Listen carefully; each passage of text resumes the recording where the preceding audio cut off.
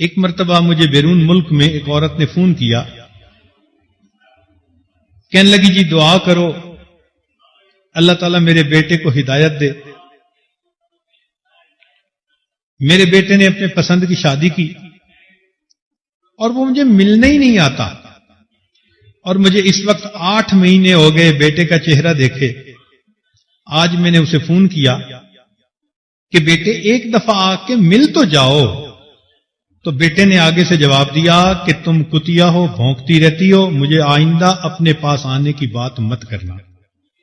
اب سوچئے کہ بیرون ملک میں اپنے بچوں کو پالا اور دین سکھانے کی بجائے وہی مغربیت کی زندگی ان کو سکھائی، تو نتیجہ یہ ملا کہ اب یہ بچہ جوان ہو کر اپنی ماں کو کتیا کہہ رہا ہے۔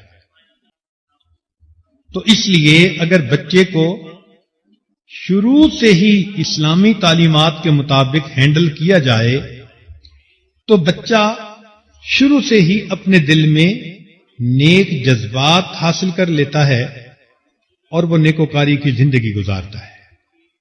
عام طور پر اولاد کے بگڑنے کا سبب ماں باپ کی غفلت، اس کی 2 وجوہات ہوتی ہیں۔ یا تو ماں باپ نے غفلت کی وجہ سے بچے کو وقت نہیں دیا ہوتا، یا پھر ماں باپ کو پتہ ہی نہیں ہوتا کہ بچے کی تربیت کرنی کیسے ہے۔ آج کل ہمارے ماحول میں یہ بنیادی ریزن ہے کہ بچیاں ماں بن جاتی ہیں مگر ان کو یہ پتہ نہیں ہوتا کہ ماں کی ذمہ داری کیا ہوتی ہے۔ وہ اپنے عقل کے مطابق، تجربے کے مطابق، سنی سنائی باتوں کے مطابق اس بچے کو ہینڈل کر رہی ہوتی ہیں۔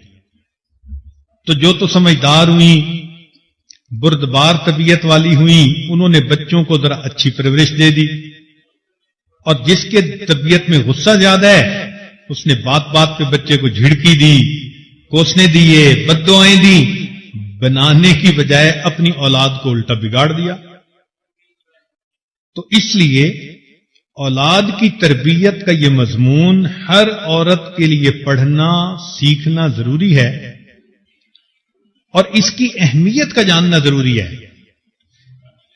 یہ پوائنٹ ذہن میں رکھیں کہ اگر ہم نے اولاد کو نیک بنانے کی کوشش نہ کی تو یہ اولاد بڑے ہو کر ہمارے لیے وبال جان بنے گی۔ اس لیے علماء نے لکھا ہے کہ جوان ہونے کے بعد اولاد یا ماں باپ کی دوست ہوتی ہے یا ماں باپ کی دشمن ہوتی ہے۔ اگر تو نیکی پر آ گئے تو ماں باپ کے دوست، اور اگر بگڑ گئے تو ماں باپ کے دشمن۔ چنانچہ ہم نے دیکھا بگڑے ہوئے بچے ماں باپ کے لیے سہانے روح بن جاتے ہیں، ماں باپ کا جینا حرام کر دیتے ہیں۔